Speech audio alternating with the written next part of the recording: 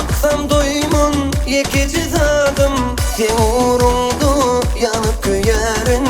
Sen şonu bil yekici zadım, bağışedenin ömrümü diyerin sana yekici zadım. Kanı yine de bana teredey, oğudun şeyle sen ne dedey. Kanı yine de bana teredey, belliğini aylasam Alo. diyeydi.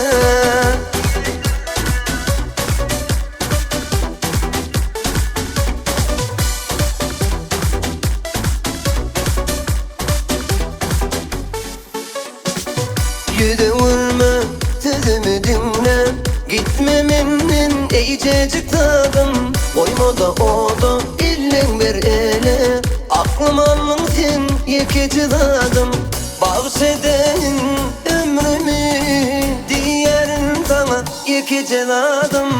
Kanı yine de bana teredey, oğudun şeyle sen ne dedey.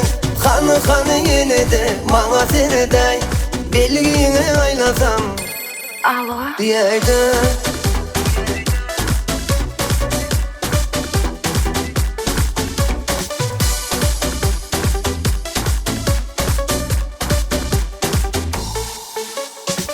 Asmanımla yıldızım sen, aya donum yekici zadım. Hanım sen yok düğme gel, nerede doğan yekici zadım.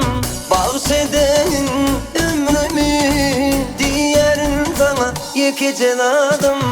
Kanı yine de bana teredey, oğudun şeyle sen ne dedey. Kanı yine de bana teredey, belliğini aylasam Alo. diyeydi.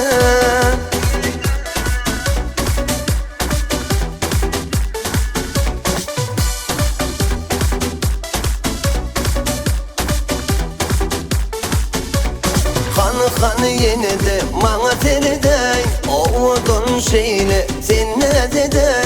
Kanı yine de bana teredey, belliğini aylasam Alo. diyeydi.